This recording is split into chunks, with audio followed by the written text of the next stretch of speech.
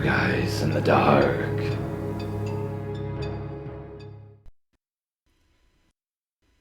Urban legend says that there's a horribly disfigured creature that wanders the forests and highways around Pittsburgh.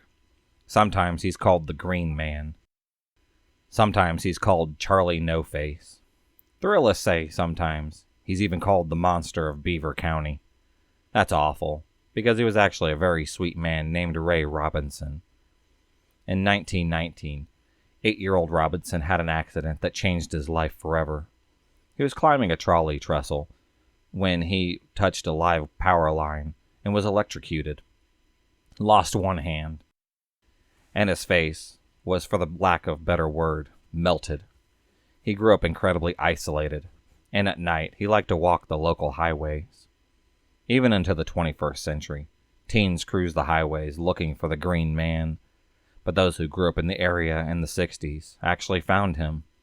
Some were incredibly cruel to him. Others made a friend who changed their lives. Robinson liked to chat with the kind ones, talk baseball, and drink beer. He would never accept one that had been opened for him, only because someone had actually filled a bottle with urine during one incident. People were cruel to him, and he never understood why. Underneath it all, it was this beautiful, kind man. Robinson died in 1985, but his legend lives on. Gamers know this story. It starts in 1981 when an all-black game cabinet labeled simply Polybius appeared in arcades around Portland, Oregon. The game started having some strange effects on people who played it, including anxiety, seizures, and night terrors. Allegedly, there were even several suicide attempts among the players. As if that wasn't creepy enough, Mental Floss says mysterious men in black were rumored to come to collect data from the machine every few weeks until it had disappeared. There were some whispers in MK Ultra and other top secret government experiments. And even though researchers haven't found Polybius, they have found something eerily similar. A man named Brian Dunning took a look at the legend. He found that while Polybius isn't real, the stories surrounding it are true. Several gamers in Portland area did suffer from stomach issues and migraines after playing Asteroids and Tempest. The stories spread. They became legend and were supported by very real cases of epileptic seizures triggered by other games. And those rumors of men in black, all true. At the same time that the kids fell sick, several agents were investigating operators using arcades as front for gambling machines. Part of their surveillance was going around and documenting high scores in hopes of identifying witnesses.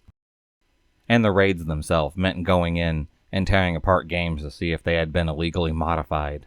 So while Polybius isn't real, the events surrounding it actually were. Sometimes the most horrifying Halloween stories are the true ones. Take, for instance, the tale of a very realistic-looking decoration. It's so realistic, in fact, that neighbors eventually called the police to come and check it out. And it's only days of sitting in plain view that someone realizes that it's an actual body. It's happened a few times. The first incident was in 1990, when 17-year-old Halloween hayride worker Brian Jewell accidentally hung himself along the route of the attraction. He was supposed to be portraying a hanged man when he was strangled by the rope. Then, back in 2005, NBC News reported that a woman committed suicide by hanging herself from a tree along a fairly busy Delaware roadway. She was believed to have done it late on a Tuesday night or early on a Wednesday morning. The people who saw her Wednesday thought that it was a Halloween prank. Police were called hours later, and only did they discover that it wasn't a prank at all. Finally, the LA Times reported that in 2009, a gentleman had sat on the balcony of his apartment for days after being shot in the face. Neighbors had noticed his body, but they didn't call the police because they thought that it was simply a Halloween decoration. Willard Asylum for the Insane was built towards the end of the 19th century, on the bank of Seneca Lake in upstate New York. Contrary to what you might expect from a name like that, it actually wasn't a bad place. At the time, there was little understanding of mental illness, and severe cases were sometimes simply locked away. But Willard was created around the idea of moral treatment, keeping patients clean and fed, keeping them occupied with sewing, gardening, and other tasks, and even attempting to treat their illnesses. This novel idea was so successful, in fact, that at its height in 1955, there were 4,000 residents, and in the time that it was open between 1869 and 1995, it is believed to have been home to over 50,000 people. Unfortunately, as with any place that attempts to look after severely ill people, there were deaths. But because most of the residents had nowhere else to go, and since diseases like tuberculosis and typhoid were still knocking about, it's estimated that around half of all the patients who arrived there never left. But that's not the creepy part. When the asylum was closed down in the 90s, workers made a discovery in the attic. There they found 400 suitcases, carefully wrapped and labeled, that had belonged to patients who had died there. Because the average length of stay was around 30 years, many of those that died didn't have any family left to claim anything. So rather than throw anything away, staff packed the patients' possessions into the suitcases that had arrived with them and stored them in the attic, where they remained as a time capsule for hundreds of forgotten lives. The story starts with someone settling into a hotel room, noticing a strange smell. They might complain, they might not, but they always spend a few days in the room before the smell gets so unbearable that they investigate fully. It's only then that they find the dead body under the mattress. This isn't just true. It happens with terrifying regularity. It's happened in 1982, 87, 88, twice in 89, and so on. Each time, a guest would complain, and it would lead to a complete search of a hotel room and the discovery of a dead body. The stories are surprisingly varied.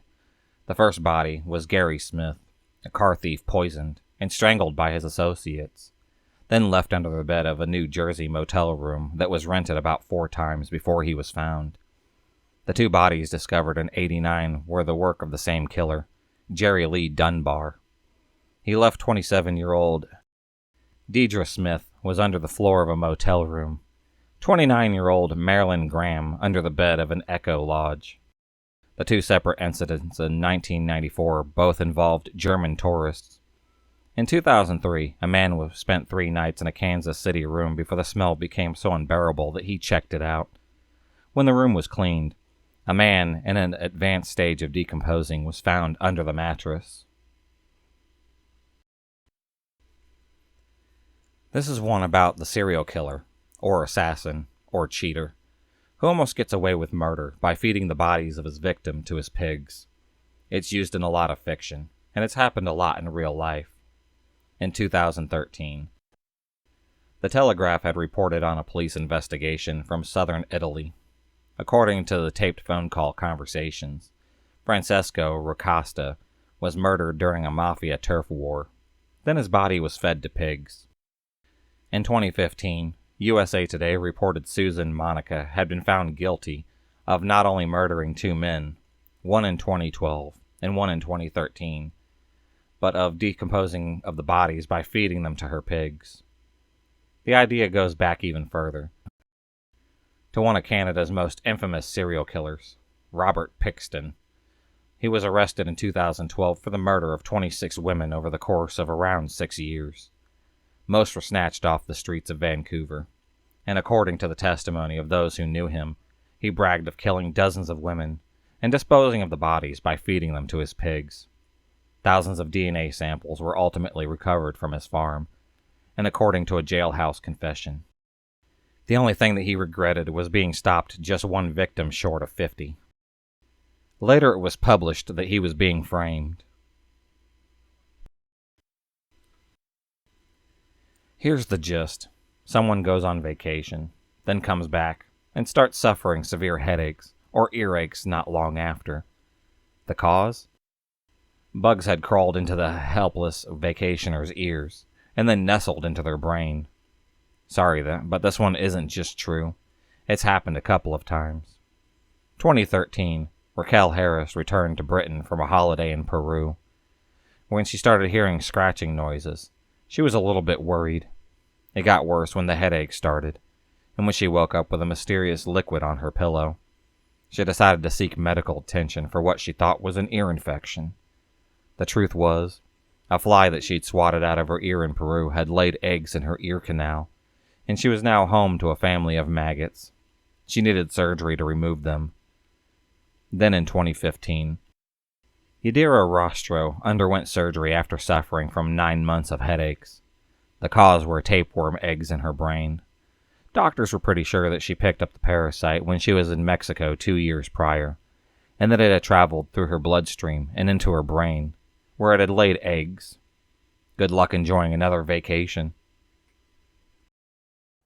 If you enjoyed this video, please subscribe, like, and hit the bell for notifications on future videos, and become a stalker of the night. And I'll see you next time.